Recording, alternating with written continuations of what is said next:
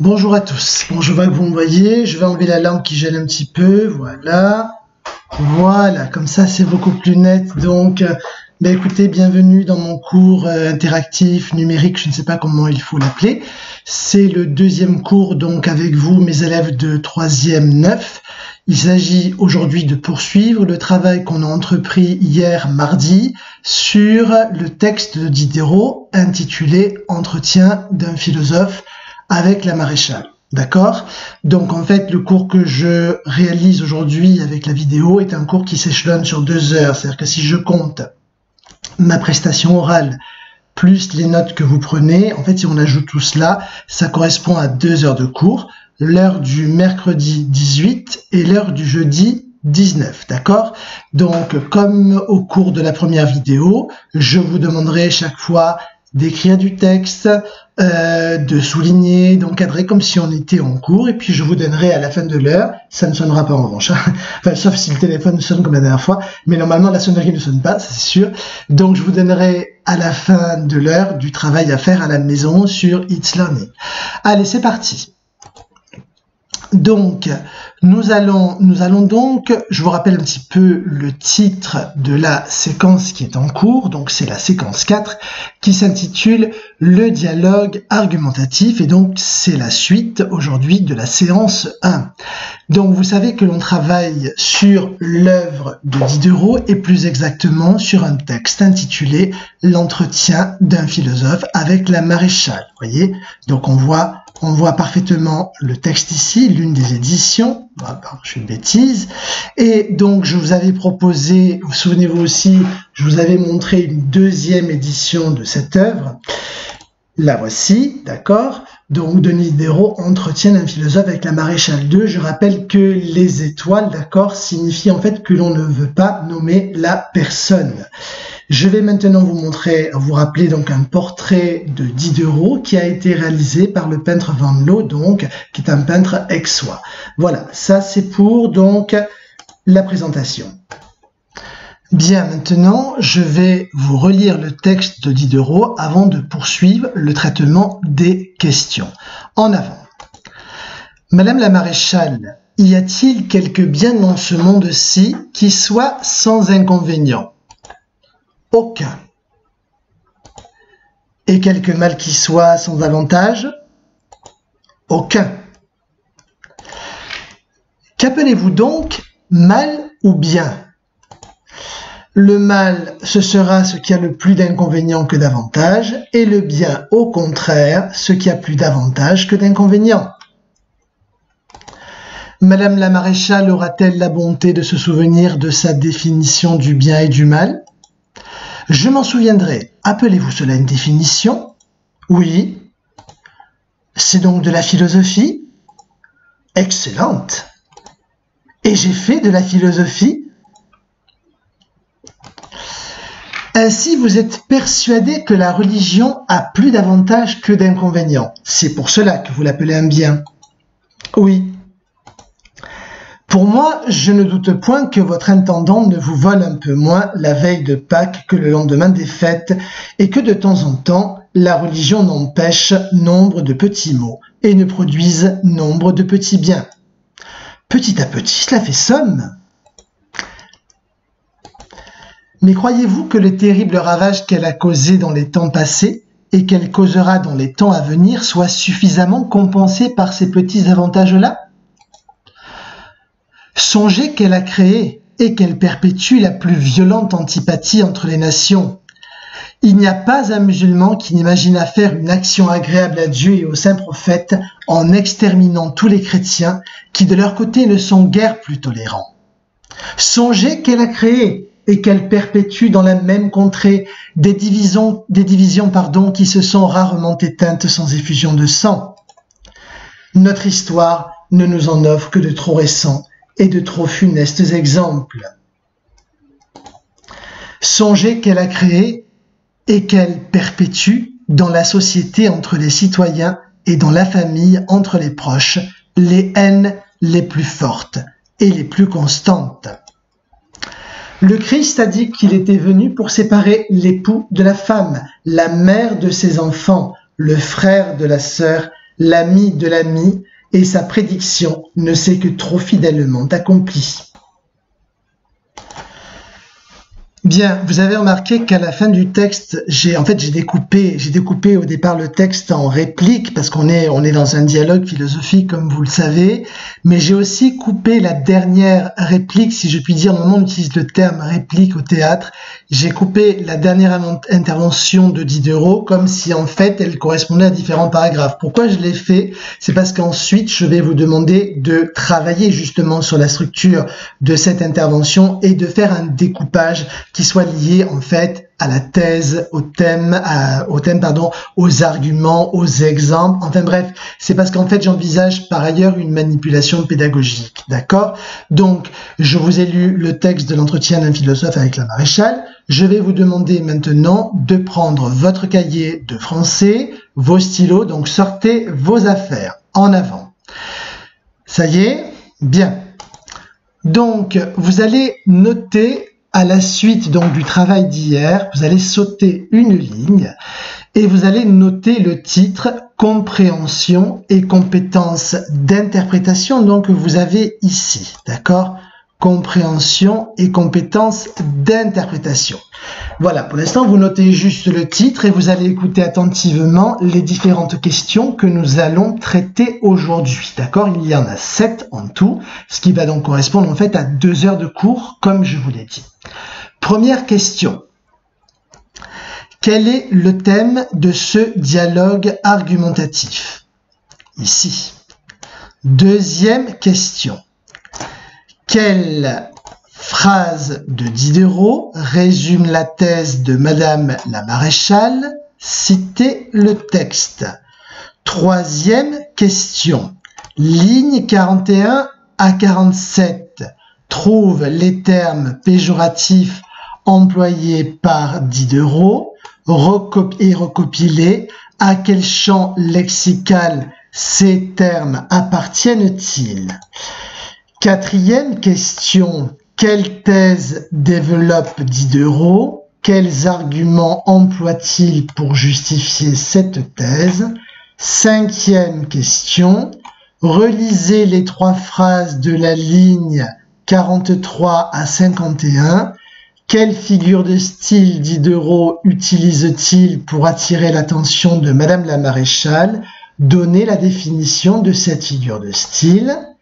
Sixième question de la ligne 44 à la ligne 47. Quels exemples donne Diderot de la violente antipathie entre les nations? Et enfin, dernière question qui, au brevet, vous le savez, rapporte beaucoup de points, c'est la question sur l'image ou le support iconographique. Quelle relation pouvez-vous établir entre le dessin de presse de Siné et le dialogue philosophique de Diderot? Donc ce sont toutes ces questions-là que nous allons traiter aujourd'hui, d'accord? Petit à petit, cela va sans dire. Donc évidemment, vous n'allez pas recopier toutes ces questions-là. Je vais vous demander en fait de noter uniquement les réponses à ces questions. Ça va pour tout le monde? Alors on continue en avant. Si vous regardez attentivement la première question, quel est le thème de ce dialogue argumentatif, vous vous rendrez compte effectivement que le sujet principal de ce brevet blanc, c'est l'argumentation, d'accord? Puisqu'on vous parle de thème, et vous savez qu'il y a plusieurs notions importantes, d'accord, que l'on verra au fur et à mesure de ce cours. Alors, qu'est-ce que c'est qu'un thème? C'est important, vous devez répondre à cette question-là. Donc, quel est le thème de ce texte-là? Donc, j'aimerais que l'on fasse une petite carte mentale à l'oral seulement. Pour l'instant, vous ne notez rien parce que c'est pour rafraîchir votre mémoire. D'accord? Quand il s'agit de noter, je vous l'indique. Donc, en avant. La question, c'est effectivement de savoir ce qu'est un thème. Vous voyez? Donc, quel est le thème de ce dialogue argumentatif? C'est la question que je vous pose. En fait, on pourrait dire qu'il existe un ensemble, d'accord, qui correspond donc à un thème. Le thème de ce texte, ça pourrait être la religion. Vous voyez pourquoi est-ce que je dessine un ensemble? Parce qu'en fait, à l'intérieur de celui-ci, on pourrait imaginer des sous-ensembles. C'est comme si, en fait, la réponse à la question quel est le thème de ce dialogue argumentatif, c'est comme si la réponse était en fait plurielle. On peut imaginer un thème large comme la religion ou un thème plus réduit à l'intérieur donc de l'ensemble ici que je délimite, d'accord? Par exemple, si j'envisage le sous-thème pour la religion, ça peut être quoi? Eh bien, ça peut être les problèmes religieux. Vous voyez, ce n'est plus la religion en général, ce sont les problèmes religieux. Et à l'intérieur des problèmes religieux, je pourrais établir un autre ensemble qui serait en fait l'intolérance religieuse. D'accord? Donc, en fait, ce que je suis en train de vous dire, c'est qu'on va déterminer différents ensembles. On a donc un ensemble vaste qui est l'ensemble appelé la religion, vous voyez que je représente ici. À l'intérieur de cet ensemble relativement vaste, je pourrais imaginer un ensemble plus réduit, c'est-à-dire les problèmes religieux. Enfin, un autre ensemble, celui de l'intolérance religieuse, qui est un ensemble plus petit. Moralité de l'histoire. À la question suivante, quel est le thème de ce dialogue argumentatif? Je peux répondre de trois manières. Je peux dire que le thème de ce dialogue argumentatif est la religion, que le thème de ce dialogue argumentatif, ce sont les problèmes religieux, ou enfin qu'il s'agit de l'intolérance religieuse. Dans les trois cas de figure, j'aurai raison. Bien sûr, regardez attentivement cette carte mentale, il vaut mieux finalement réduire le champ des possibles, d'accord, et aller au sous-thème. C'est-à-dire, en fait, il vaut mieux faire une réponse qui soit la plus précise possible. Donc maintenant, qu'est-ce que vous allez faire?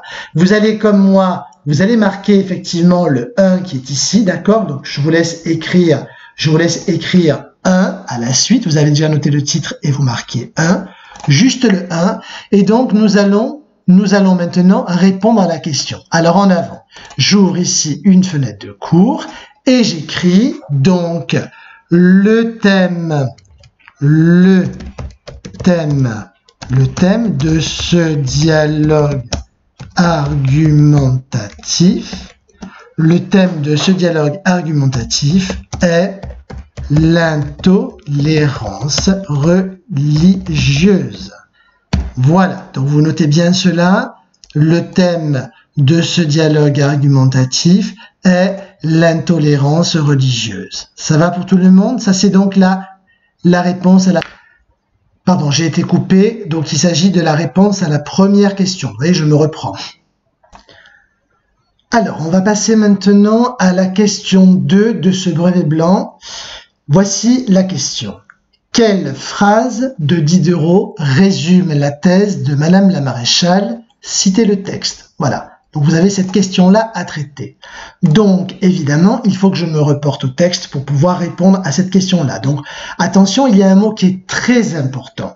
Tout à l'heure, on a travaillé sur le thème, et là, il ne s'agit pas du thème, d'accord? Il s'agit de ce qu'on appelle la thèse, oui, la thèse. Alors, est-ce que vous vous souvenez de la définition de ce mot-là, la thèse? En fait, je pourrais remplacer le mot thèse par l'opinion, d'accord? L'opinion, l'idée qui est défendue par Madame la Maréchale. Nous avons déjà travaillé sur ce vocabulaire. Je vais donc me reporter au texte. Je vais chercher la page où j'ai laissé le texte de Diderot. Vous voyez, là, vous reconnaissez la carte mentale. Voilà, mon texte de Diderot est ici. Bien, je le regarde attentivement. Je cherche donc les phrases qui expriment la thèse de Madame la Maréchale. Je ne vais pas les chercher ici. Pour quelle raison? Parce qu'en fait, regardez, ce que recherche Diderot ici, c'est une définition. D'accord? Donc, Madame la Maréchale va formuler une définition qui va convenir à Diderot.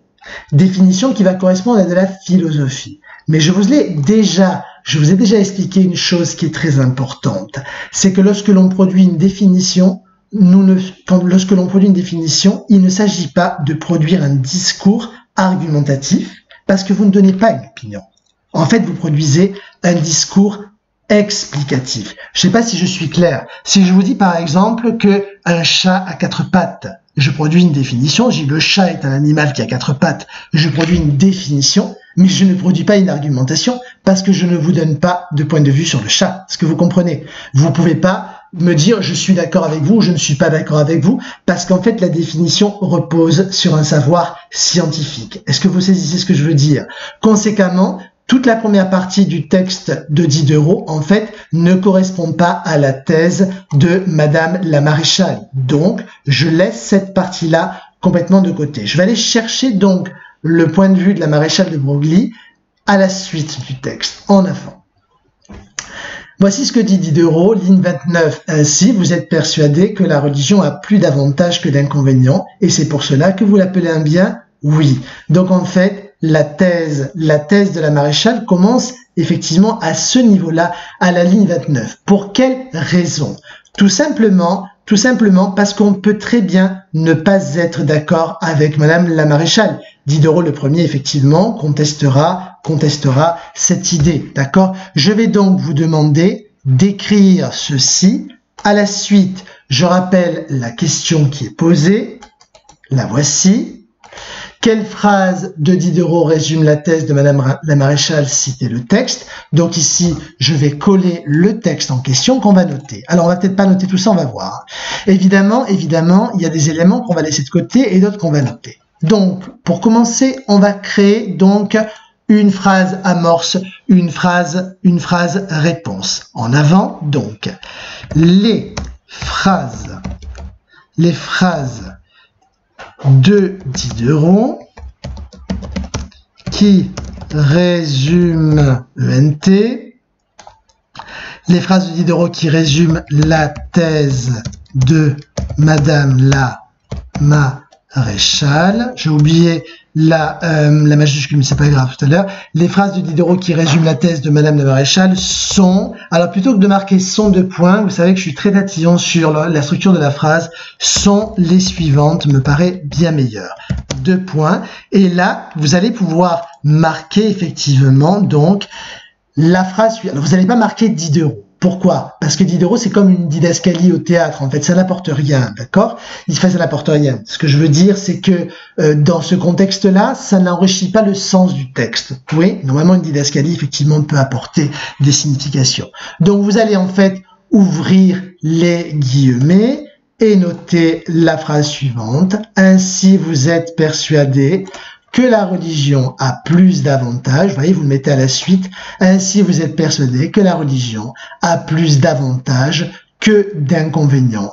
Et c'est pour cela que vous l'appelez un bien, point d'interrogation. Bien sûr, la Maréchale, eh bien, attestera qu'elle... Attendez, voilà, je termine. La Maréchale sera tout à fait d'accord avec l'analyse proposée par le philosophe. C'est-à-dire que le philosophe a bien compris ses paroles. Ça va? Donc voilà ce que vous devez déjà noter. Bien, je passe à la question numéro 3, ligne 41 à 47. Donc vous voyez la question qui figure ici.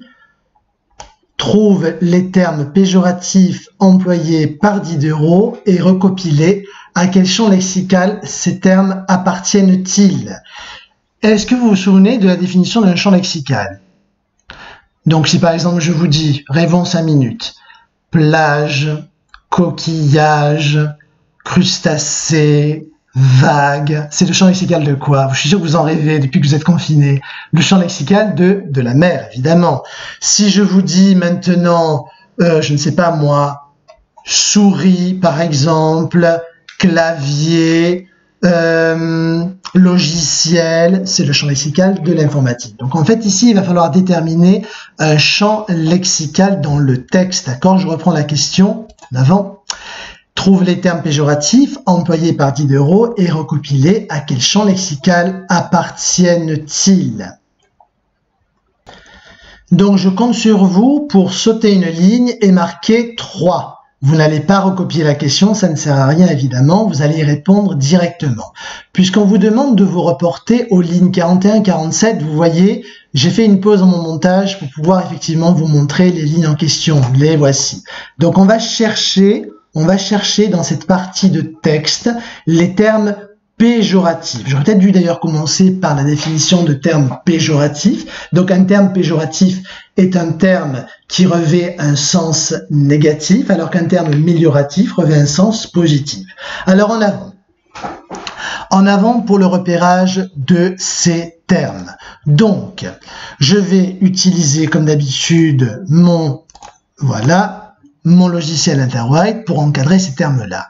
Je lis le texte.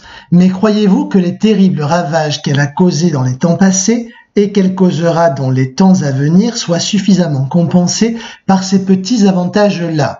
Alors, je vais interroger par exemple, tiens, Clara, qu'est-ce que tu en penses? Est-ce qu'il y a déjà des termes négatifs dans cette phrase? Alors évidemment, il n'y a pas de vidéoconférence, vous avez compris que je fais semblant de m'adresser à vous.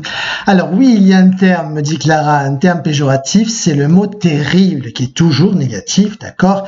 Les terribles, et alors le mot ravage, en espagnol ce serait estragos, d'accord, est aussi un terme péjoratif. On continue. Donc, mais croyez-vous que les terribles ravages qu'elle a causés dans les temps passés et qu'elle causera dans les temps à venir soient suffisamment compensés par ces petits avantages-là? Bien, pas d'autres termes négatifs que je sache. Songez qu'elle a créé et qu'elle perpétue la plus violente antipathie entre les nations. Là, c'est facile, on a deux termes. On a violente, qui est un terme négatif, un terme péjoratif, regardez, le mot péjoratif est ici, violente, et antipathie. Très juste. Il n'y a pas un musulman qui n'imagina faire une action agréable à Dieu et aux saints prophètes en exterminant tous les chrétiens qui, de leur côté, ne sont guère plus tolérants. Bien, alors on cherche un autre terme négatif, bien sûr, c'est le terme exterminer, d'accord, que je fais apparaître ici. Donc on résume, d'accord? Il fallait trouver les termes péjoratifs. Nous avons donc les termes suivants. Nous avons le terme terrible, terrible ici, ravage, violente, antipathie, et exterminer. J'ai utilisé une seule et même couleur, mais en fait j'aurais pu en utiliser deux. J'aurais pu effectivement utiliser une couleur pour les noms et une autre pour les adjectifs qualificatifs. Tenez, et puis pourquoi pas une autre pour un intrus. On va par exemple donc surligner ensemble, donc ça vous avez compris que c'est un travail qu'on ne fait qu'à l'oral hein, pour l'instant, tant que je vous demande pas d'écrire, vous n'écrivez pas. Donc on va surligner les noms. Donc parmi les noms, on a ravage, d'accord, qui est lié ici au déterminant les. On a le nom antipathie, qui est lié en fait au déterminant la, c'est la plus violente antipathie, et c'est tout pour les noms. Je change de couleur parce qu'à côté de ça, regardez, à côté des noms, vous avez en fait des adjectifs qualificatifs. Terrible, ici, est un adjectif épithète lié au nom ravage. Violente, occupe exactement la même fonction épithète liée. Et nous avons ensuite un intrus, si je puis dire, dans cette liste-là, qui serait en fait exterminant, d'accord, en exterminant. En fait, c'est un gérondif, d'accord, issu du participe présent du verbe exterminer, d'accord, en exterminant. Bref, les termes que vous voyez, que vous avez sous les yeux, sont donc des termes péjoratifs. Je vais vous demander maintenant d'écrire donc la réponse suivante. En avant, je vais la noter ici. Est-ce que vous êtes prêts? Donc, on note. Les termes péjoratifs, les termes péjoratifs utilisés par Diderot. Les termes péjoratifs utilisés par Diderot, voix passive, sont les suivants. Deux points, ouvrez les guillemets. D'accord? Donc, les termes péjoratifs utilisés par Diderot sont les suivants. Est-ce que vous y êtes? Alors, je reprends. Les termes, vous voyez que chaque fois, et de manière quasi religieuse, je reprends les termes de la question. Les termes péjoratifs utilisés par Diderot sont les suivants. À la suite de cela, je vais donc ouvrir les guillemets pour noter donc ces termes. En avant, vous allez donc noter terrible, ravage, mettez des virgules chaque fois, d'accord, violente, antipathie, et enfin exterminer, d'accord, et à la fin, vous fermez les guillemets. Donc je répète ce que vous devez noter. Les termes péjoratifs utilisés par Diderot sont les suivants: terrible, ravage, violente, antipathie, exterminant. Alors bien évidemment, on ne vous demande pas ici la nature grammaticale des termes, donc contentez-vous de respecter les consignes, parce que vous savez que la première partie du brevet se fait en 1h30, vous n'avez pas le temps. Alors, après la question 3, vous sautez une ligne et vous marquez question 4, que je vais vous lire. Voilà. Quelle thèse développe Diderot? Quels arguments emploie-t-il pour justifier cette thèse? Alors, vous avez remarqué depuis le début qu'il y a des termes qui sont liés à l'argumentation. C'est le cas ici, par exemple. Vous avez les termes suivants, à savoir le mot thèse qui est employé ici, d'accord, le mot thèse, et le mot argument. Tout à l'heure, on a vu qu'il était question du thème. Vous vous souvenez, le thème de ce texte, on avait répondu qu'il pouvait s'agir ou de la religion, ou des problèmes religieux, ou plus précisément encore, de l'intolérance religieuse. D'accord? C'est clair cela? Donc maintenant, ce que je vais faire, c'est vous rappeler un petit peu tout ça.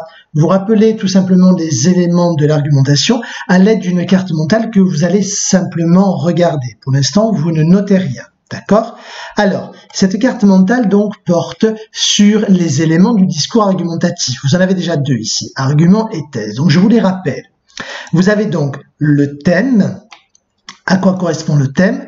Le thème, c'est le sujet dont on parle. D'accord? Donc thème et sous-thème. Ensuite, vous avez, après le thème, vous avez la thèse. La thèse correspond en fait donc à l'idée que je veux défendre. D'accord? Pour ou contre quelque chose. Par exemple, je prends parti. Donc on appelle cela la thèse.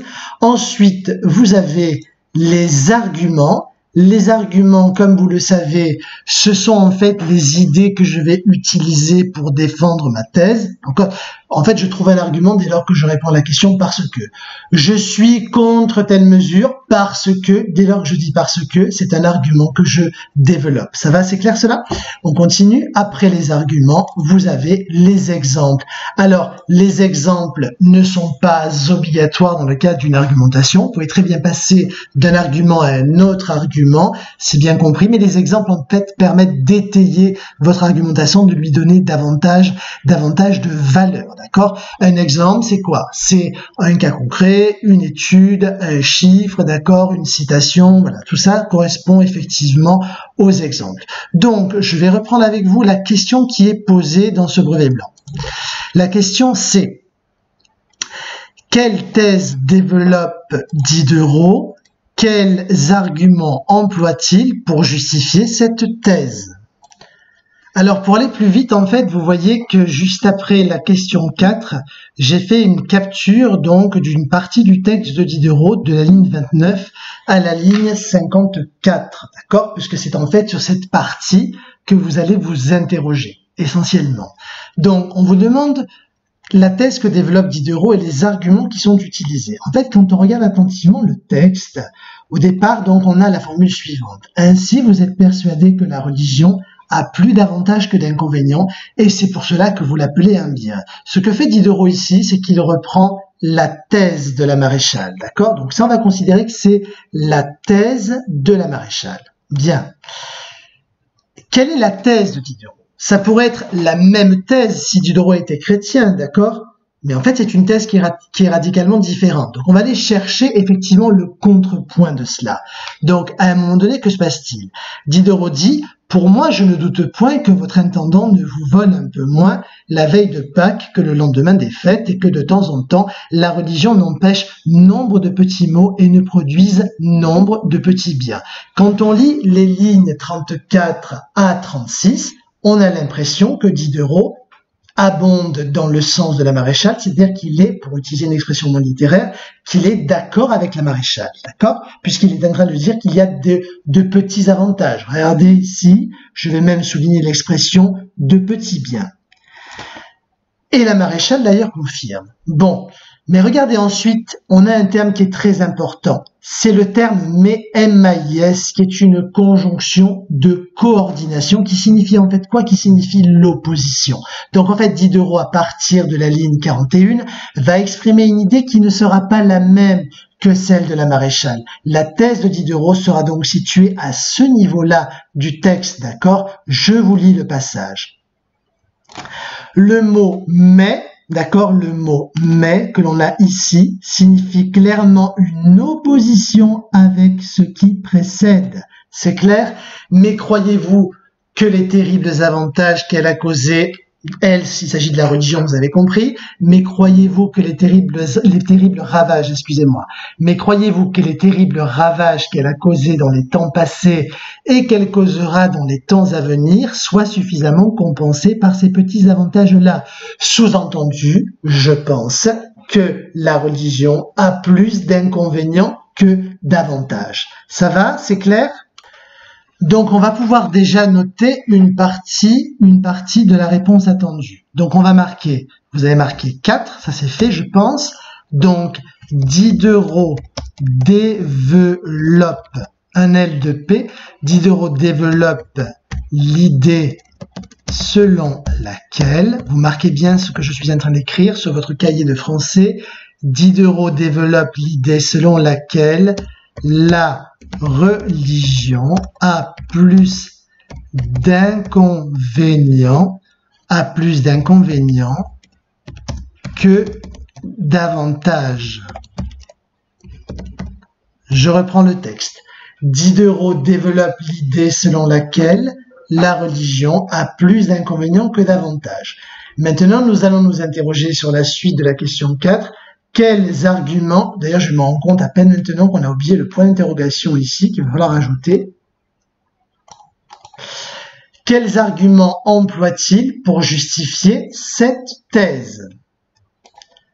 Alors, puisqu'on me demande de trouver les arguments employés pour justifier cette thèse, regardez, ça signifie très logiquement que ces arguments, je les trouverai après la thèse et non pas avant.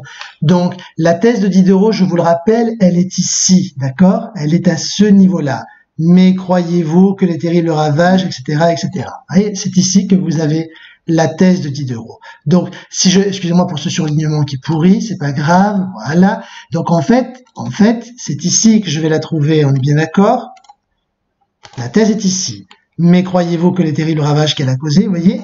Voilà, vous en souvenez. Donc forcément, si l'on me demande de trouver des arguments, cela signifie que je vais polariser mon attention sur ce passage-là, d'accord? Le passage qui va de la ligne 39 à la ligne donc 56, c'est clair? Alors justement, en avant, je vais vous montrer ce passage-là. Je l'ai donc capturé pour vous. Voilà, je l'agrandis. En avant. On trouve les arguments qui permettent de défendre la thèse selon laquelle, la religion a plus d'inconvénients que d'avantages. Je vous relis cette partie. Mais croyez-vous que les terribles ravages qu'elle a causés dans les temps passés et qu'elle causera dans les temps à venir soient suffisamment compensés par ces petits avantages-là? Songez qu'elle a créé et qu'elle perpétue la plus violente antipathie entre les nations. Il n'y a pas un musulman qui n'imagine à faire une action agréable à Dieu et au saint prophète en exterminant tous les chrétiens qui de leur côté ne sont guère plus tolérants. Songez qu'elle a créé et qu'elle perpétue dans la même contrée des divisions qui se sont rarement éteintes sans effusion de sang. Notre histoire ne nous en offre que de trop récents et de trop funestes exemples. Songez qu'elle a créé et qu'elle perpétue dans la société entre les citoyens et dans la famille entre les proches les haines les plus fortes et les plus constantes. Le Christ a dit qu'il était venu pour séparer l'époux de la femme, la mère de ses enfants, le frère de la sœur, l'ami de l'ami, et sa prédiction ne s'est que trop fidèlement accomplie. Alors, pour trouver les arguments, on va paraphraser le texte. On ne va le paraphraser qu'à l'oral, car comme vous le savez, la paraphrase est absolument interdite dans le cadre du brevet. En fait, on paraphrase pour comprendre, et ensuite on interprète. Vous comprenez ce que je veux dire? Donc parfois c'est utile.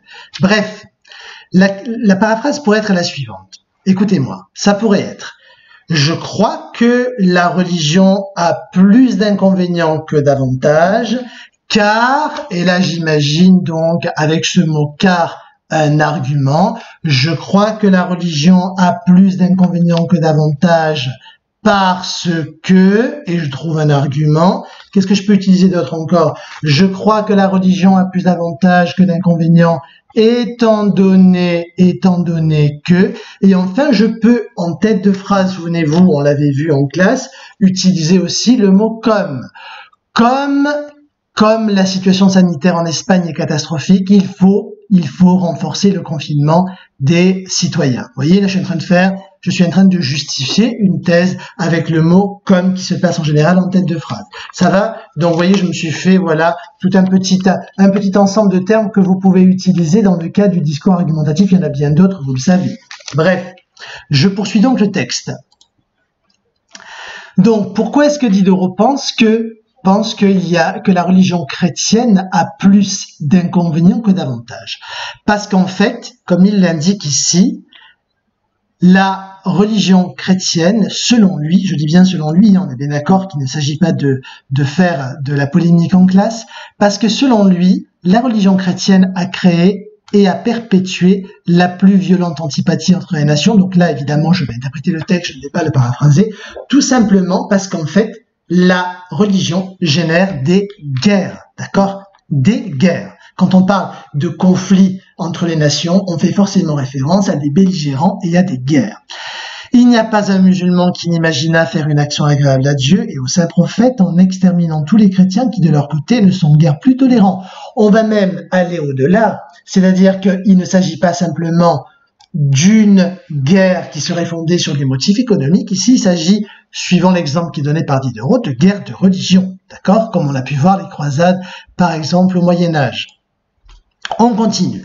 Est-ce qu'il y a un autre argument qui plaide en faveur de la thèse de Diderot, que je rappelle? La thèse, c'est la religion a plus d'inconvénients que d'avantages. Voyons voir. Songez qu'elle a créé et qu'elle perpétue dans la même contrée des divisions qui se sont rarement éteintes sans effusion de sang. Alors, voyez, il s'agit bien d'un autre argument, c'est-à-dire qu'on change d'échelle. Il y a effectivement des guerres entre les nations, et à côté de la guerre entre les nations ou entre les États, il existe aussi des divisions. Alors, qu'est-ce qu'on entend par division? D'après vous, à quoi fait référence Diderot? J'imagine que vous avez dû entendre parler de ce qu'on appelle les hérésies. Ce qu'on appelle une hérésie, c'est une doctrine qui n'est pas conforme en fait au canon de l'Église, qui n'est pas conforme à la croyance établie. Exemple, la doctrine des cathares, qui est considérée comme une hérésie. Les cathares croyaient en l'existence de la métempsychose ou de la réincarnation, ce qui n'est pas le cas des chrétiens de l'époque. Bref, c'est une hérésie. Saint Augustin, dans ses œuvres chrétienne a dénoncé maintes fois des hérésies, comme par exemple l'hérésie des manichéens, l'hérésie des sociniens, etc., etc. Donc, vous voyez, Diderot utilise un autre argument en disant, mais attendez, là, Madame la Maréchale, il y a un truc qui ne va pas dans votre religion. Qu'est-ce qui ne va pas? Vous me dites que la religion est positive, et moi, je vous montre, en fait, à la faveur d'arguments qu'elle est beaucoup plus négative que positive. Vous comprenez? Donc, le deuxième argument que je vous relis, c'est, effectivement, la religion va créer des divisions ou des hérésies, si je devais prendre un exemple, des divisions ou des hérésies, voilà, en son sein, d'accord? Donc, on passe de l'antipathie entre les nations à une antipathie que je pourrais qualifier de théologique, c'est-à-dire fondée sur des croyances. Et je continue avec ici un autre argument. Songez qu'elle a créé et qu'elle perpétue dans la société entre les citoyens et dans la famille entre les proches, les haines les plus fortes et les plus constantes. Alors, vous voyez, le mot haine qui est utilisé ici est en fait un synonyme du mot antipathie que vous avez un petit peu plus haut. Je ne sais pas si vous le voyez sur le texte ici. Voilà. Le mot haine est un synonyme du mot antipathie. Pourquoi est-ce qu'il s'agit ici d'un autre argument? Parce que regardez, le premier argument repose sur la présence des guerres entre les États. Le deuxième argument repose sur les schismes, les divisions, autrement dit les hérésies.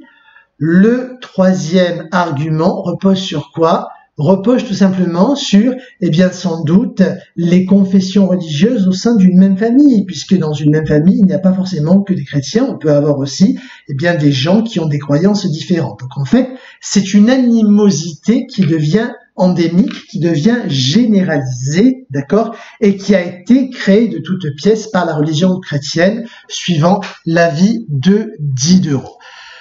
Je vais faire l'effort de parler un petit peu moins vite, d'accord? Est-ce que vous avez compris en tout cas comment Diderot s'y prend pour justifier sa thèse, justifier son idée que la religion chrétienne est en fait la source de tous les maux de l'humanité? C'est en tout cas ce qu'il pense, sans doute. Il n'est pas le seul, Voltaire le pensait aussi.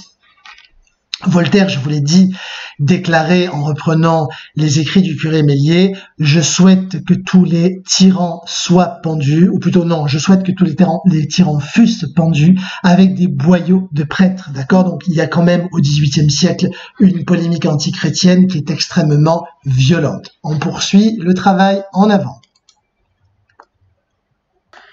Donc nous poursuivons le travail sur la question 4, d'accord? Il faut compléter la réponse, compléter ce travail-là sur les arguments.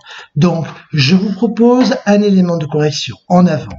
Pour défendre, vous notez cela sur votre cahier de français s'il vous plaît, pour défendre sa thèse, virgule, Diderot emploie plusieurs arguments.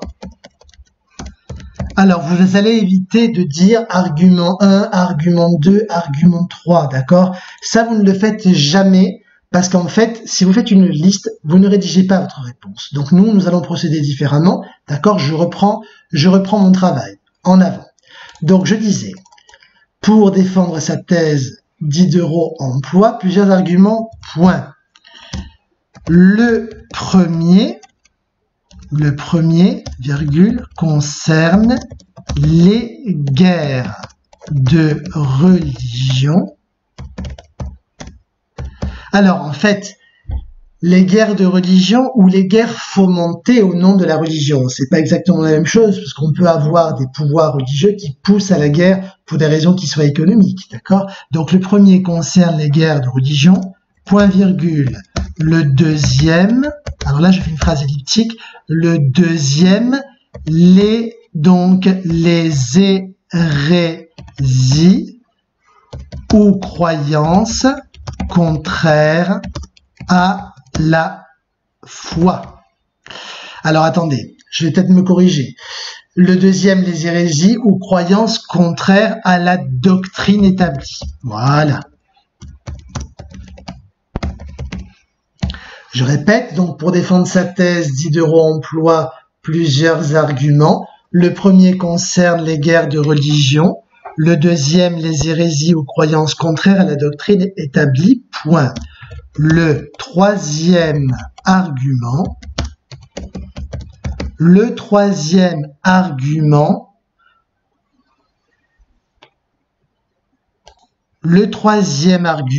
se fonde sur les querelles de famille, d'accord, les dissensions.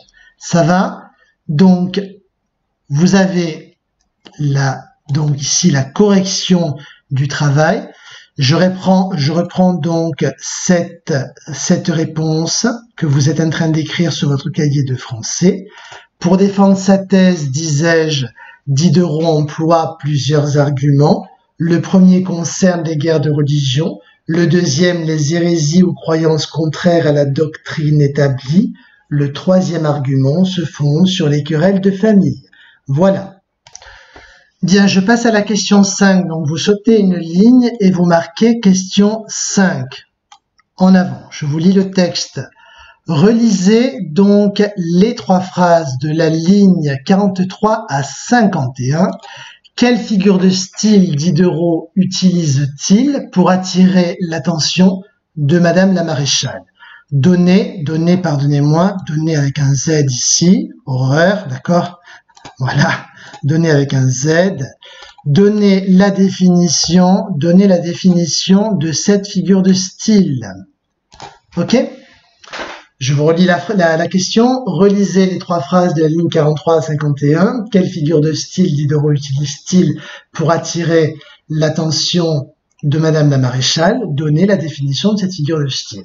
J'ai ici réalisé une capture donc des lignes 43 à 51, d'accord, que vous avez la capture, vous l'avez ici. Je vais donc la déployer pour que nous puissions travailler en avant. Et donc on cherche une figure de style.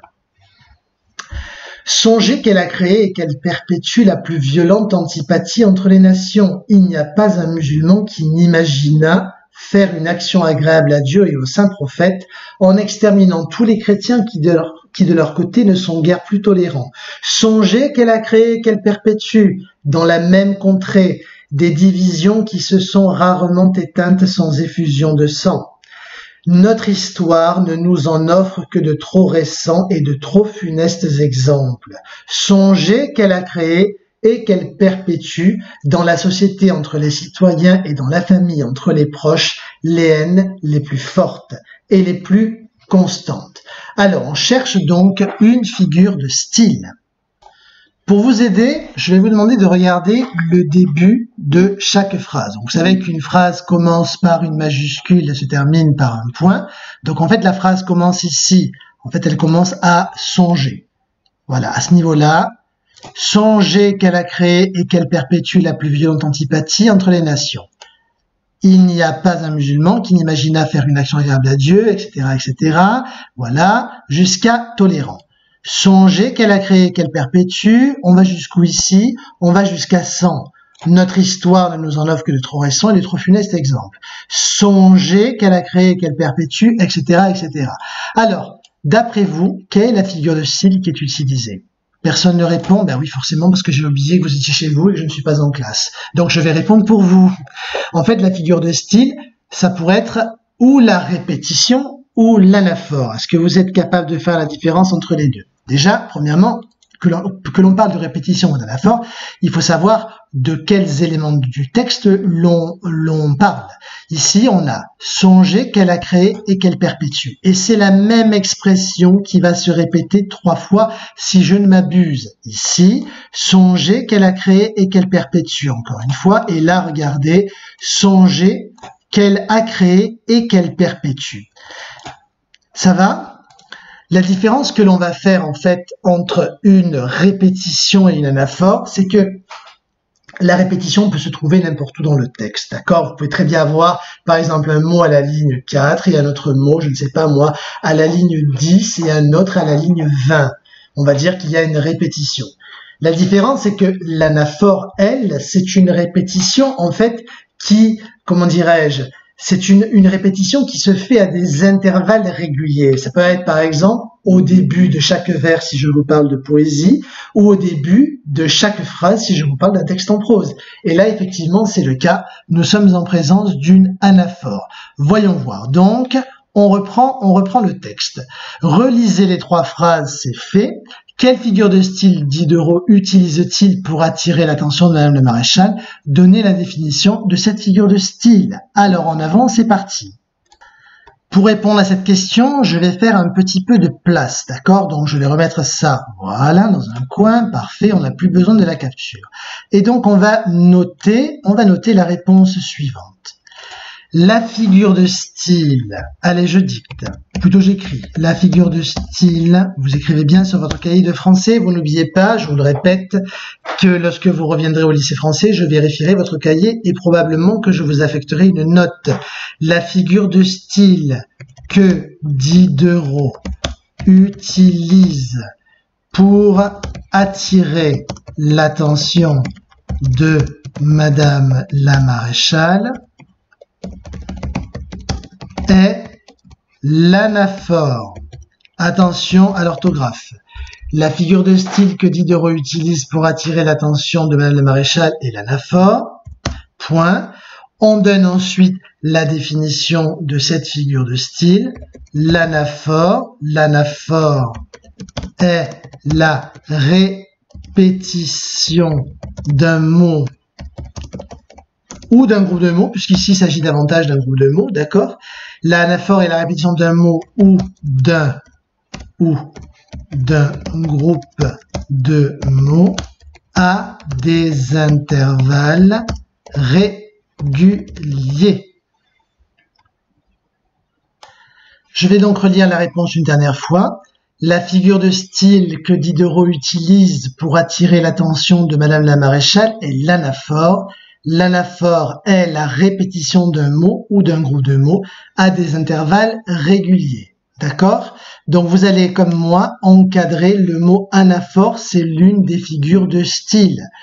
Vous vous souvenez sans doute des différentes figures de style qu'on a analysées en classe. Vous avez la métaphore, la comparaison, la métonymie, quoi d'autre encore? Alors, l'allégorie, oui. L'anaphore, évidemment. L'allitération et l'assonance sont considérées aussi comme des figures de style, pas dans tous les manuels en revanche. Hein. Et puis vous avez d'autres figures de style que vous aurez l'occasion de découvrir au lycée lorsque vous travaillerez par exemple sur Racine ou sur Corneille. Enfin bref, pour l'instant, je n'y reviens pas. Oui, j'ai oublié l'hyperbole quand même. L'hyperbole est importante aussi. Bref, revenons donc au brevet blanc. On en a terminé avec la question 5. Je vais vous demander de sauter une ligne. Donc, voici la question 6. Alors, vous marquez sur votre cahier de français, question 6. Je vous lis la question 6. Donc, de la ligne 44 à la ligne 47, quels exemples, décidément, je n'ai pas relu ce texte, il aurait fallu que je le fasse ou que je le fisse. Ici, il faut mettre un S. Quels exemples donne Diderot de la violente antipathie entre les nations? Donc je reprends, de la ligne 44 à la ligne 47, quels exemples donne Diderot de la violente antipathie entre les nations? Je vais donc relire le texte. Voilà une capture du passage ici. Donc on a dit de la ligne 44, donc à partir de Songé, voilà. À partir de Songé, le reste ne m'intéresse pas, je pourrais éventuellement donc l'enlever, le supprimer. Je vais supprimer ceci qui ne m'intéresse pas et on commence réellement à Songé jusqu'à donc la ligne 47, 45, 46, 47. Alors évidemment, quand on fait référence à des lignes, si vous avez un doute, eh bien, pensez à la structure syntaxique. Là, vous avez un point. Qu'est-ce que ça veut dire? Ça veut dire que la suite ne nous intéresse pas davantage, d'accord? Donc en fait, ça va tout simplement de Songé qu'elle a créé jusqu'à Tolérant. C'est clair? C'est ce passage-là qui nous intéresse et pas un autre. Tenez, je vais vous le recapturer. Ce sera beaucoup plus clair comme cela. Alors, est-ce que vous avez trouvé l'exemple que donne Diderot de la violente antipathie entre les nations? Ben, évidemment, c'est évident. C'est la fameuse querelle entre les chrétiens et les musulmans qui a donné naissance aux croisades. D'accord? Regardez, c'est évident. Donc, on parle du musulman ici. Et donc des chrétiens qui sont là. D'ailleurs, en toute objectivité, on se rend compte que Diderot ne prend pas parti dans la mesure où il explique que les chrétiens ne sont pas plus tolérants que les musulmans à cette époque, d'accord? Donc en fait, Diderot cite un exemple, je vous rappelle qu'on a travaillé sur la structure de l'argumentation, cite un exemple ici, qui est celui des croisades. On pourrait imaginer qu'il existe en fait d'autres exemples, mais pour l'instant on va noter celui-ci. Donc en avant, j'ouvre ici ma zone de texte et je marque. Diderot donne l'exemple des croisades, Diderot donne l'exemple des croisades pour illustrer, et oui j'utilise le mot illustrer parce qu'on parle d'un exemple. Vous voyez que le vocabulaire est important. Diderot donne l'exemple des croisades pour illustrer la violente antipathie entre les nations. Deux points. Il s'agit des guerres de religion, d'accord? Quand je parle de guerre de religion, je fais référence donc au conflit médiéval entre les chrétiens et les musulmans ici. Au fait, petite parenthèse culturelle concernant les croisades et cette animosité religieuse. Regardez-moi. Vous voyez ici, je viens de prendre dans ma bibliothèque un livre qui s'appelle La mano de Fatima. Donc c'est un livre qui est en espagnol, qui a été rédigé par Ildefonso Falcones. Je ne sais pas si vous voyez, non, c'est pas très visible. Si voilà, j'approche un petit peu. La mano de Fatima. De quoi s'agit-il? C'est un gros pavé, hein, regardez ça. Voilà, mais très intéressant, qui parle en fait donc de l'annexion de l'Andalousie par les musulmans et de la Reconquista qui s'en est suivie ensuite. Donc si vous êtes intéressé par cette période de l'histoire extrêmement mouvementée mais très riche d'un point de vue culturel, pensez à ce livre, La mano de Fatima. Je crois qu'il existe aussi en français. Voilà, c'était ma petite parenthèse culturelle sur ce conflit religieux. Je reviens donc au texte. En avant. On va passer à la question 7 maintenant. Ah non, pardon, pas tout de suite. Pas tout de suite parce qu'en fait, je viens de voir que j'ai inséré dans mon document Interwhite un exercice supplémentaire. En fait, c'est un petit jeu, d'accord? Regardez, vous avez ici un véritable méli-mélo de texte. J'ai découpé le texte de Diderot et j'ai tout mélangé. Voilà, j'ai créé un mélange de fragments. Pourquoi j'ai fait ça, d'après vous? Mais parce que tout simplement, on travaille sur l'argumentation et qu'il existe une structure pour cette argumentation. Donc, on va imaginer que dans une argumentation, on parle d'abord du thème, qu'ensuite on donne sa thèse, d'accord, ou son avis, et qu'il existe plusieurs arguments pour étayer cette thèse. Donc en avant. Essayons de retrouver ensemble, avant de passer à la question 7, d'accord, que j'ai laissé en suspens, essayons de retrouver ensemble les étapes de l'argumentation de Diderot. Alors, je prends ce texte-là par exemple, il n'y a pas un musulman qui n'imagine à faire une action agréable à Dieu et au saint prophète en exterminant tous les chrétiens qui de leur côté ne sont guère plus tolérants. On est d'accord sur le fait que ce texte-là ne peut pas être placé au début. Pourquoi? Parce qu'il s'agit d'un exemple et qu'on ne va pas commencer une argumentation par un exemple. Donc je vais prendre ceci et je le mets sur le côté pour l'instant. Je continue. Voici un autre passage, lecture. Le Christ a dit qu'il était venu pour séparer l'époux de la femme, la mère de ses enfants, le frère de la sœur, l'ami de l'ami, et sa prédiction ne s'est que trop fidèlement accomplie. D'après vous, est-ce que je vais mettre ceci au début de l'argumentation, c'est-à-dire là? Évidemment, non. Pourquoi? Parce qu'en fait, le passage que je viens de vous lire n'exprime aucune idée, aucune thèse, aucune revendication. D'accord? Il s'agit en fait de quoi? Est-ce que vous en doutez? Puisqu'il s'agit d'une donnée, puisqu'on fait référence ici à, en fait, un événement et sans doute aussi à une citation de la Bible. Il s'agit d'un exemple, d'accord? Puisque c'est un exemple, je ne peux pas le placer au début de mon argumentation. Conséquemment, je vais donc reprendre ceci, d'accord? En fait, le passage que je vous montre ici est totalement équivalent à celui-là. C'est qu'on a deux exemples ici. Donc, hop, je mets l'exemple de côté là. Parfait. Je devrais d'ailleurs utiliser le même code couleur puisqu'on a ici un exemple. Songez, regardez un petit peu ici, songez qu'elle a créé, qu'elle perpétue dans la société entre les citoyens et dans la famille entre les proches, les haines les plus fortes et les plus constantes. Donc ça déjà on est sûr qu'il ne s'agit pas d'un exemple. Pourquoi? Parce qu'en fait, Diderot donne un avis. La religion, effectivement, si je remplace elle par ce que le pronom désigne, la religion perpétue dans la société des haines, des animosités. Et on pourrait très bien ne pas être d'accord avec lui. Donc il pourrait s'agir ici effectivement d'une thèse. Je vais donc laisser le passage en haut. Je poursuis donc la recomposition de l'argumentation de Diderot. Regardez un petit peu ce passage que je vais agrandir. Voilà. Ici. Mais croyez-vous que les terribles ravages qu'elle a causés dans les temps passés et qu'elle causera dans les temps à venir soient suffisamment compensés par ces petits avantages-là? Vous avez remarqué qu'en fait ici, nous sommes en présence d'une question. Donc, ça devrait vous rappeler, en fait, ici, ça devrait vous rappeler une étape argumentative que j'ai complètement laissée de côté pour l'instant, volontairement ou involontairement, je ne vous le dirai pas. Mais bref, comment est-ce qu'on appelle ça? Quand on pose une question et qu'on tente de traiter cette question tout au long d'une argumentation. On appelle cela une problématique, d'accord? Donc la problématique, c'est est-ce que vous pensez vraiment que la religion a des avantages? Non. La thèse que je vais développer, c'est qu'elle n'a que des inconvénients. Ça va? C'est clair? Donc je vais donc placer ce texte au début. Je commence mon montage, j'y vois un petit peu plus clair maintenant.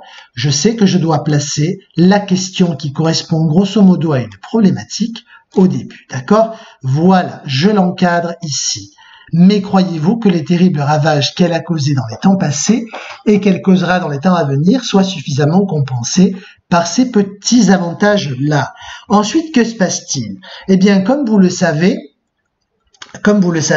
Diderot va scander son argumentation en utilisant systématiquement la même structure. Songez qu'elle, etc., etc., 3 fois, d'accord?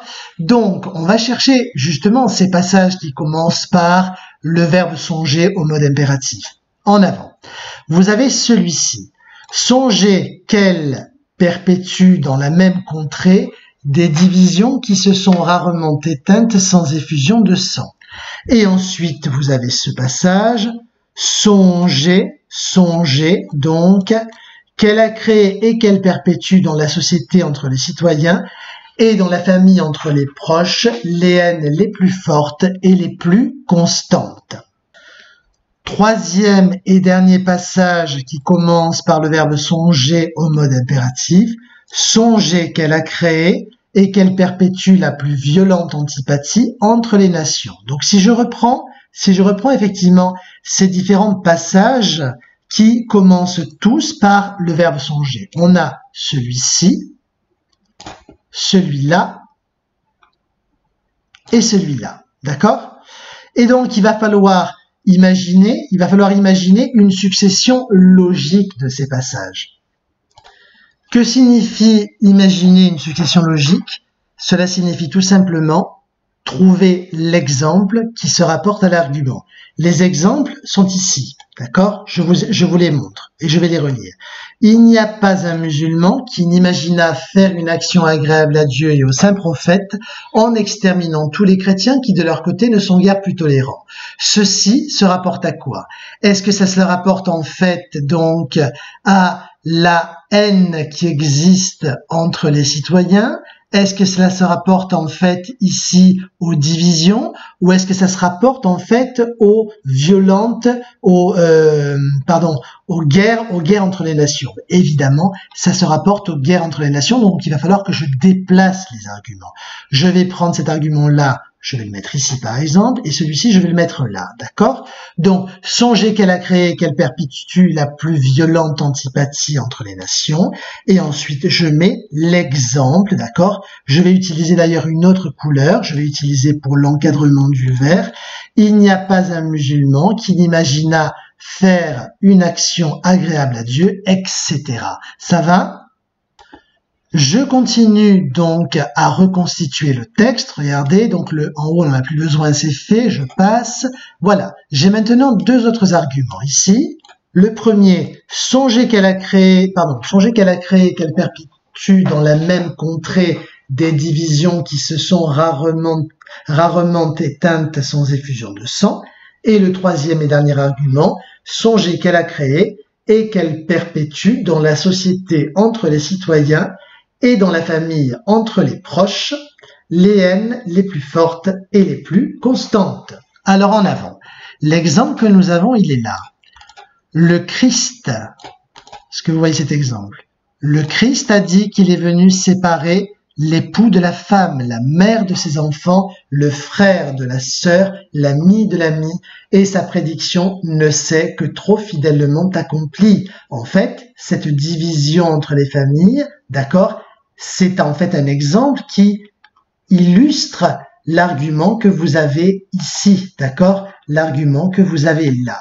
Donc je vais effectivement déplacer l'argument. Alors attendez, pas forcément d'ailleurs, hein. Si, je peux faire ceci, par exemple, regardez, voilà. Et je vais donc mettre l'exemple du Christ en dessous du bon argument, d'accord? Voilà. J'ai l'argument qui porte sur la haine entre les familles, d'accord? Le mot famille est utilisé ici. Et la citation, donc biblique, ici dont je vous parlerai tout à l'heure. Tout ça est logique. Je vais utiliser donc je vais utiliser la couleur verte pour pouvoir marquer l'exemple. Donc ici on a deux exemples. Alors j'aimerais terminer avec ce passage-là. Notre histoire ne nous en offre que de trop récents et de trop funestes exemples. C'est très intéressant. Pourquoi? Parce qu'en fait, ce n'est pas vraiment un exemple. Normalement, un exemple, je vous l'ai dit, c'est une donnée, une étude, une citation, un cas concret. Et en fait, qu'est-ce qui se passe? C'est comme si Diderot, en fait, ne voulait pas donner d'exemple. Donc, il dit, il y a énormément d'exemples, mais je vais, en fait, raccourcir mon argumentation et passer à un autre argument. Ce qui fait que finalement, regardez, cette phrase-là, notre histoire ne nous en offre que de trop récents et de trop funestes exemples, pourrait, en fait, illustrer n'importe quel argument. Ça va? C'est clair pour tout le monde? Bon, on en est déjà à plus d'une heure de vidéo et il me reste encore des questions plus l'analyse de l'image. Donc, accrochez-vous. N'oubliez pas que si jamais je vais trop vite, vous pouvez faire pause dans la lecture de la vidéo, reprendre la vidéo une fois que vous avez noté ce que vous devez noter. Ça va? Alors, on continue. Voici donc maintenant la dernière question de ce brevet blanc consacré à l'entretien d'un philosophe avec la maréchale. Vous allez donc sauter une ligne et vous marquez question 7 sur votre cahier, 2 points, analyse de l'image. Donc je répète, question 7, analyse de l'image. Donc vous voyez l'image apparaît à l'écran, d'accord? Et évidemment, avant toute chose, avant même de se lancer dans le commentaire, il faut donner les références de l'image. Les références sont ici, je vous les montre. Voilà, donc c'est un dessin de presse de Maurice Siné, extrait de Mondico illustré en 2011. Donc vous allez en fait commencer donc à rédiger la réponse en présentant le document, d'accord? Donc vous pouvez utiliser ce qu'on appelle le nous de modestie, d'accord? Je marque question 7. Nous allons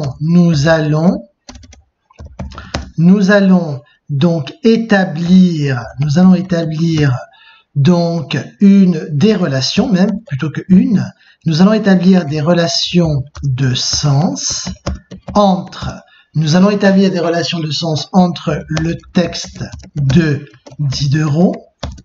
Notez bien ça sur votre cahier de français. Là, vous êtes en train de copier normalement. Nous allons établir, des relations de sens entre le texte de Diderot et le dessin de presse de Siné, extrait de Mondico illustré. Extrait de Mondico illustré, entre parenthèses, 2011.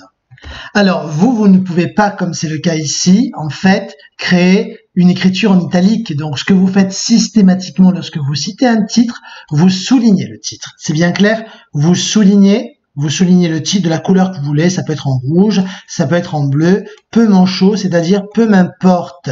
Donc, en revanche, vous soulignez bien Mondico. Attendez, je vais l'utiliser ici. Voilà, Mondico illustré. D'accord? C'est clair? Donc ça, c'est un premier élément de réponse qui est important. Vous commencez toujours par présenter l'image. Une fois que vous avez indiqué les références de l'image, qu'est-ce que vous devez faire? Vous devez regarder attentivement l'image et vous dire qu'il y a toujours sur une image des plans. D'accord? Donc par exemple, regardez, si vous regardez moi, imaginons que je prenne ma tasse de café. D'accord? Donc, nunca dejes de soñar. Ici, on va dire que le premier plan, c'est quoi? C'est votre professeur de français avec sa tasse de café. L'arrière-plan, c'est un fond blanc. D'accord? Il n'y a rien. C'est normal qu'il n'y ait rien parce qu'en fait, je me suis mis dans un endroit pour éviter de perturber votre attention. Vous ne voyez que mon visage. C'est clair? Donc, il y a des plans, en fait, sur une image, qu'il s'agisse d'une photographie, d'une peinture, etc. Regardons maintenant l'image de Siné. Vous voyez ici, l'image, si je devais en fait la reprendre, je devrais faire ça. En fait, il n'y a pas de fond, d'accord? Que je parle d'un fond blanc ou que je parle ici d'un fond quadrillé, d'accord? Il n'y a pas de fond. On ne voit que des personnages, d'accord? Donc il n'y a qu'un seul plan, si je puis dire, le plan des personnages, donc sur sur l'image. Alors, combien de personnages? 3. On va donc parler de ces différents personnages petit à petit. Donc on retient bien en tout cas l'idée que toute l'attention en fait est fondée sur les personnages parce qu'il n'y a pas de fond, ou le fond neutre. Et donc au niveau des personnages, on va distinguer le personnage de droite, le personnage de gauche et le personnage du bas. D'accord? 3 personnages différents. Qu'est-ce qu'on constate? On constate que les 3 personnages ouvrent la bouche. Regardez attentivement, celui de droite qui est ici, que je représente. Celui de gauche, regardez, qui ouvre aussi la bouche, d'accord, qui a la bouche grande ouverte. Et celui du bas, même chose, d'accord. Des personnages qui ouvrent la bouche et qui montrent les dents. En fait, qu'est-ce que ça signifie? Si par exemple, j'ouvre grand la bouche et que je montre mes dents, ça signifie que j'ai un comportement qui est agressif. Donc l'agressivité est signifiée clairement sur les visages. C'est clair cela? Alors on continue. L'agressivité s'exprime aussi en fait par des gestes. Regardez attentivement l'image. Donc vous avez le personnage de droite qui brandit un objet dont je vous parlerai tout à l'heure. Donc il brandit un objet comme s'il s'agissait d'une arme. Ce personnage donc fait 2 gestes agressifs, celui-ci que je suis en train de vous montrer, mais celui-là aussi, il fait aussi le geste d'étrangler la personne qui est en face, d'accord? D'un autre côté, la personne qui est en face ici fait le geste effectivement d'éventrer le personnage de droite. Enfin, le personnage du bas, d'accord, poignarde ici, on le voit très clairement, le personnage qui est à gauche. Donc en fait, on peut déjà établir un premier bilan, c'est que l'agressivité sur l'image s'exprime par le truchement de 2 procédés. Premier procédé, exprimer une agressivité à travers le visage, et deuxième procédé à travers les gestes. Ça va? C'est clair? On continue maintenant. Alors, on va s'interroger. Vous avez remarqué que je n'ai encore rien révélé. Des relations qui existent entre le texte de Diderot et l'image. Pour l'instant, je me contente de présenter l'image. Donc, je présente l'image et je dis que l'image est agressive. Après, évidemment, je parlerai de religion. D'accord? Donc, on va s'interroger maintenant sur les objets. D'accord? Regardons attentivement les objets. Alors, les objets, on va commencer en fait par la personne qui est à droite. L'objet, je le décale ici. Qu'est-ce que ça peut bien représenter? Eh bien, vous vous en doutez, il s'agit en fait d'un crucifix. Je vais d'ailleurs vous donner ici la définition du crucifix. Voilà, le crucifix est une croix qui rappelle le calvaire du Christ aux chrétiens. D'accord? C'est un symbole religieux chrétien. J'ai pris ici, regardez attentivement l'image, j'ai pris une séquence de film en fait. J'ai pris une séquence de film qui représente donc la souffrance du Christ sur la croix. Donc là, on a un gros plan sur le visage du Christ qui est assez impressionnant. Le Christ prononce ses dernières paroles et à un moment donné, vous allez voir, donc la caméra va s'éloigner un peu. Donc ouais, le Christ évidemment, voilà, la caméra s'éloigne et on voit bien donc la croix.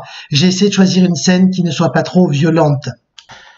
Revenons donc aux objets. Donc je vous ai parlé effectivement de la croix. Donc on revient aux différents objets. Vous entendez bien la liaison parce qu'en fait il y en a 3. Le premier, je viens de le traiter avec vous, aucun problème. Maintenant je vais regarder l'image plus attentivement. Je vois qu'il y a un deuxième objet ici dont se sert la personne qui est à gauche. De quoi peut-il s'agir? Alors je vais récupérer l'objet que je vais placer ici. D'accord? Voilà. En fait, c'est un objet avec plusieurs branches.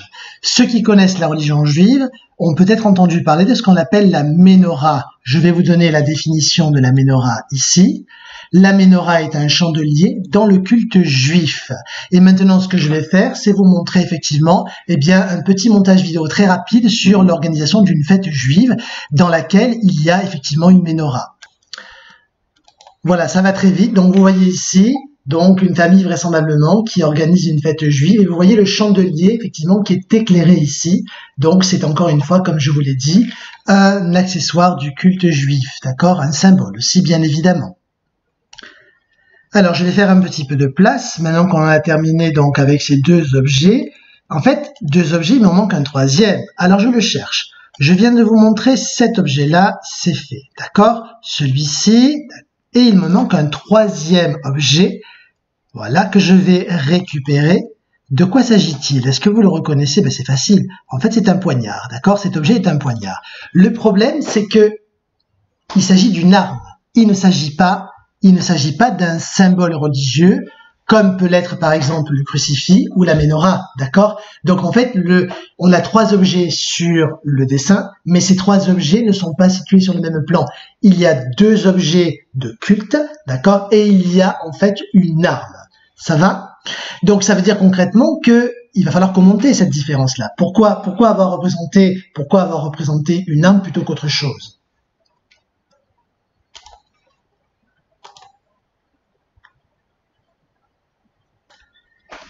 Le dessinateur Siné aurait très bien pu prendre en fait un symbole religieux musulman plutôt qu'un poignard. C'était tout à fait possible. Il aurait très bien pu prendre ce qu'on appelle en fait la main de Fatma. Vous connaissez la main de Fatma? Tenez, je vais vous la représenter ici. Voilà. Ici, vous avez une main de Fatma. D'accord? J'en prends une deuxième. Vous avez la main de Fatma sous la forme d'un pendentif ici. D'accord? Et j'ai pris une troisième image que je vais vous montrer. C'est cette main de Fatma là. Voilà, qui est encore plus visible, me semble-t-il. Vous pouvez la voir en différents métaux, bien sûr. D'accord? La main de Fatma, que représente-t-elle? En fait, cette main représente les 5 piliers de l'islam. D'accord? Donc c'est vraiment le symbole religieux de l'islam par excellence. D'accord? Alors je ne me souviens plus exactement des 5 piliers de l'islam. Attendez, je vais réviser. La prière, l'aumône, le jeûne, le pèlerinage à la Mecque, et il me manque un cinquième que je vais aller chercher, mais là j'ai pas le temps, d'accord, parce que je peux pas penser à tous, c'est pas possible. Bref, les 5 piliers de l'islam, ça c'est sûr. Ce qui est certain aussi, c'est qu'on imagine par exemple qu'ici on aurait très bien pu avoir une main de Fatma à la place du poignard, d'accord, et ce n'est pas ce que le dessinateur Siné a choisi. Pourquoi avoir choisi le poignard? Plusieurs interprétations sont en fait possibles. La première interprétation que je vois, c'est que la main de Fatma est un symbole de paix et que ça devait déranger, j'imagine, Siné, de mettre une main de Fatma à la place d'un poignard. Première chose, d'accord? Peut-être que le dessinateur ne souhaitait pas que les musulmans fussent dérangés par ce type de symbole. Première interprétation. La deuxième interprétation que je vois, c'est qu'en fait, Siné, peut-être ici, fait allusion à ce qu'on appelle le verset du sabre dans le Coran, d'accord, le verset du sabre qui appelle au djihad. Le djihad, c'est en fait la guerre sainte. Je vais vous parler de tout ça tout de suite. Regardez. Je suis allé chercher pour vous sur Internet donc un verset du Coran qui s'appelle le verset du sabre ou le verset de l'épée et que je vais vous lire. Regardez, j'ai ici reproduit le texte. Il est extrait de la sourate 9. Ce qu'on appelle une sourate dans le Coran, c'est en fait un chapitre, d'accord? Ici, vous avez donc le chapitre, bon alors pour faire simple, je vais dire le chapitre 9. Et donc 29 correspond au numéro du verset. Combattez ceux qui ne croient ni en Allah ni au jour dernier, qui n'interdisent pas ce qu'Allah et son messager ont interdit et qui ne professent pas la religion de la vérité, parmi ceux qui ont reçu le livre, jusqu'à ce qu'ils versent la capitation par leurs propres mains après s'être humiliés. Ce qui est important pour nous, en fait, ici, c'est l'injonction de combattre. Combattez ceux qui ne croient ni en Allah ni au jour dernier, d'accord? Et on appelle donc ce verset le verset du sabre. Donc le sabre va représenter ici la guerre sainte. Et c'est peut-être l'une des raisons pour lesquelles donc le dessinateur Siné a représenté le sabre sur son dessin. Ça va? Est-ce que tout est clair pour tout le monde? Donc, ce qu'on va faire maintenant, peut-être, c'est compléter la réponse. Je vous rappelle que le commentaire de l'image porte sur 6 points, et parfois même un peu plus, ça dépend, d'accord? Donc, c'est un commentaire qui est important. Vous ne pouvez pas, comme le font la plupart des élèves qui passent le brevet, vous contenter de 2 ou 3 lignes. Vous devez rédiger un paragraphe. C'est clair cela? Un paragraphe entier. Alors, en avant. Donc, si vous regardez attentivement ici, si vous reprenez votre cahier de français, vous verrez que pour l'instant, nous avons noté au titre de la question 7 les éléments suivants. Nous avons écrit « Nous pouvons établir une relation entre le texte Diderot et le dessin de Siné extrait de Mondico illustré pardon ». Donc, qu'est-ce qu'on fait ensuite? On va décrire l'image. Donc, on écrit. Allez, on poursuit. Prenez votre stylo et écrivez la suite de la réponse. Sur l'image, virgule. Nous pouvons voir, sur l'image, nous pouvons voir 3 personnes qui brandissent. Sur l'image, nous pouvons voir 3 personnes qui brandissent un objet. Sur l'image, nous pouvons voir 3 personnes qui brandissent un objet et qui adoptent une posture agressive. Donc on marque bouche ouverte, virgule, les dents en avant. Je reprends cette réponse. Sur l'image, nous pouvons voir 3 personnes qui brandissent un objet et qui adoptent une posture agressive, bouche ouverte, les dents en avant. En fait, vous voyez ici, vous retrouvez exactement les éléments dont je vous ai parlé tout au long du commentaire. Donc, je ne fais que synthétiser les éléments que j'ai commentés tout à l'heure. On continue donc. Reprenez votre stylo, on continue.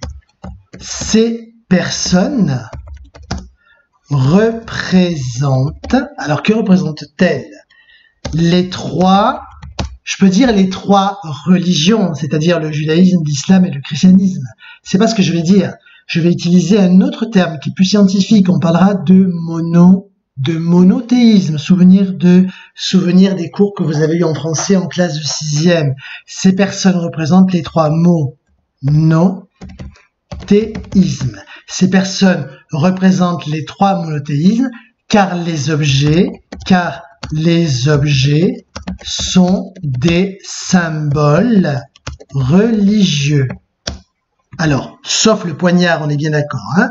On écrit donc le crucifix et la menorah. Point. Je relis donc ce que je viens d'écrire. Est-ce que vous avez vous-même écrit sur votre cahier? Nous pouvons établir une relation entre le texte de Diderot et le dessin de Siné extrait de Mondico illustré. Sur l'image, nous pouvons voir 3 personnes qui brandissent un objet et qui adoptent une posture agressive, bouche ouverte, les dents en avant. Ces personnes représentent les 3 monothéismes car les objets sont des symboles religieux, le crucifix et la menorah. Et c'est maintenant et seulement maintenant que vous allez établir le lien avec le texte de Diderot. Que dit Diderot? Diderot dit dans son texte, de toute façon, la religion chrétienne a beaucoup plus d'inconvénients que d'avantages. Souvenez-vous, Madame la Maréchale, des guerres de religion. Souvenez-vous des conflits qu'il y a entre les familles. Donc là, en fait, cette haine dont parle Diderot est illustrée sur le dessin de Siné. C'est clair? Donc, on le marque ici, à la suite. Donc, on écrit la chose suivante. On poursuit. Comme Diderot, virgule, Maurice Siné montre que la religion, donc, est synonyme de haine et de conflit. Je répète, comme Diderot, Maurice Siné montre que la religion est synonyme de haine et de conflit. Effectivement, quand on regarde, les personnages sont tous ennemis les uns les autres, d'accord? Le chrétien s'attaque au juif, qui lui-même s'attaque au chrétien, le musulman ici poignarde le juif. Donc en fait, on est vraiment dans un contexte de guerre totale. Ça va? C'est clair? Est-ce que cette haine dont je vous parle entre les religions a une source, a une raison historique? Je veux dire, est-ce que objectivement, on peut dire qu'à un moment donné, les religions se sont haïes? Donc c'est la question que je vous pose. Eh bien, je suis malheureusement obligé de répondre par l'affirmative.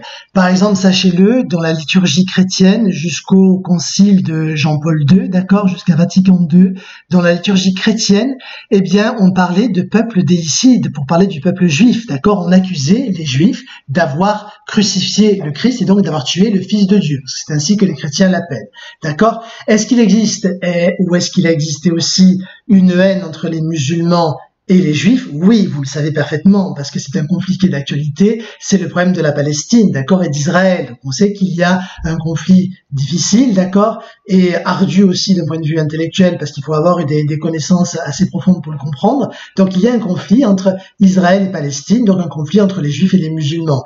Et enfin, est-ce qu'il y a un conflit entre les musulmans et les chrétiens? Ben oui, vous le savez, je vous en ai parlé tout à l'heure, la question des croisades au Moyen-Âge oppose bien effectivement les Juifs et les musulmans. Les musulmans ont conquis par exemple l'Andalousie, hein, à un moment donné. Souvenez-vous, tenez, je reprends mon livre, la Mano de Fatima, donc c'est la question effectivement des croisades chrétiennes et la question de la Reconquista, d'accord. Donc on voit effectivement que les trois religions sont en quelque sorte à l'origine d'un certain nombre de conflits qui les opposent les unes aux autres. Ok, c'est clair pour tout le monde?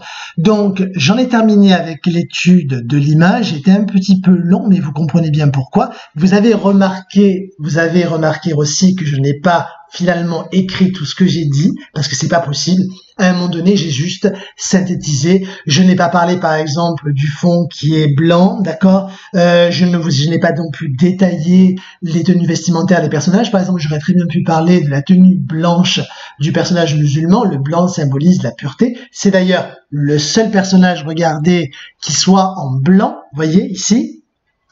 Je n'ai pas parlé non plus au niveau de la posture du fait que le personnage ici, qui est un moine, mette le pied sur le musulman, qui est en fait un symbole qui dénigre, un geste qui dénigre. Bref, j'ai donc fait le jeu de synthétiser totalement ma pensée, parce qu'en fait, si je me mets dans les conditions du brevet, je n'ai pas le temps. D'accord? Il faut que je sois efficace. Alors j'aimerais maintenant vous donner un petit travail à faire, parce qu'en fait je me comporte devant mon écran comme si j'étais en classe avec vous, c'est exactement le même principe. Vous avez remarqué d'ailleurs que les outils sont parfaitement analogues.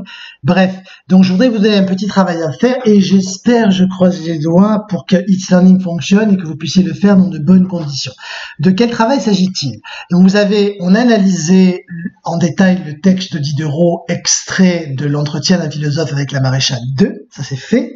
On a aussi travaillé sur les relations entre le texte et l'image. Maintenant, ce que j'aimerais vous donner, c'est une autre image à travailler du même Maurice Siné, mais un autre dessin. Et je vais vous demander de faire exactement la même chose, c'est-à-dire de rapprocher le texte de Diderot de cette image, d'expliquer quels sont les points communs. D'accord? Alors, on va voir ça ensemble. Voici. Pour faire ce travail, en fait, vous allez bien sûr vous connecter à It's Learning comme d'habitude. Vous arrivez ensuite sur la page d'accueil d'It's Learning, dans le meilleur des cas en quelques secondes et dans le pire des cas au bout d'un quart d'heure. Vous cliquez ensuite sur Espace de travail et une fois que vous êtes sur Espace de travail, donc vous choisissez l'onglet Pascal Fiaschi, classe de 3e. Une fois que vous avez cliqué sur Pascal Fiaschi, classe de 3e, vous avez comme d'habitude en fait un tableau de bord, d'accord, un menu en fait qui est vertical ici que je vais dérouler, vous voyez. Et donc là, vous allez vous reporter à la toute dernière séquence, c'est-à-dire, voyez, elle est en bleu, elle apparaît en bleu, le dialogue argumentatif. Une fois que j'ai cliqué dans le dialogue argumentatif, le titre de la séquence, séquence 4, eh bien, vous voyez, j'ai plusieurs documents. J'ai un document qui s'appelle déroulement de la séquence dans lequel je verserai des documents PDF. Par exemple, là, j'ai mis le texte de Denis Diderot, l'entretien d'un philosophe avec la maréchale. Donc, je me reporte, j'ai plusieurs documents, j'ai celui-ci qui est intéressant. Et j'ai celui-là, vous voyez, commentaire d'une autre image de ciné, fin de la séance 1. Donc c'est un travail, c'est un contrôle en fait, hein, c'est une petite rédaction que je vais vous demander. Enfin, une fois que j'ai cliqué sur commentaire d'une autre image de ciné, donc je vais tomber sur quoi? Je vais tomber sur le devoir en tant que tel, d'accord? Voilà, le devoir il apparaît ici, je vais vous le lire. Donc, j'ai une image et vous voyez que l'image est différente. Cette image est assortie d'une question. Voici la question. Quelle relation pouvez-vous établir entre le dessin de presse de Ciné, image à gauche, et le texte de Diderot, extrait de l'entretien d'un philosophe avec la maréchale? Vous rédigerez un petit paragraphe de quelques lignes. Vous voyez, comme là vous êtes sur mon compte, en fait, eh bien j'ai les noms de tous les élèves qui apparaissent, d'accord? Et je vois bien que le travail n'a pas été rendu. Donc ça veut dire concrètement, qu'est-ce que j'attends de votre part? J'attends que vous entriez dans le devoir, et que vous répondiez à cette question. Vous allez rédiger un petit paragraphe de 5 lignes qui va vous permettre de comparer le texte de Diderot avec effectivement l'image de Ciné. Ça va? Je ne vous ai pas donné de date pour rendre ce travail, je vous demande de le faire le plus vite possible. Enfin, attendez. Non, on va pas faire ça. Je vais inscrire la date sur Pronote, comme ça au moins je suis sûr que vous allez me rendre le travail. Ce travail sera noté, il sera noté sur 10. Ok, donc ce sera votre 2e ou 3e note du 3e trimestre. Et puis voilà, puis ça fait déjà 1h30 que je parle, donc vous imaginez qu'il va falloir que ça s'arrête. Voilà, on est bien d'accord que cette vidéo concerne en fait 2 cours, le cours du mercredi et le cours du jeudi. Voilà, je vous souhaite à tous une très très bonne journée et je vous dis à très bientôt. Au revoir.